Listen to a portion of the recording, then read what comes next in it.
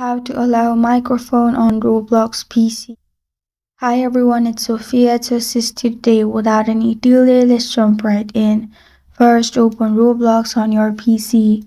Log into your account and you'll find two lines on top beside roblox.com/home.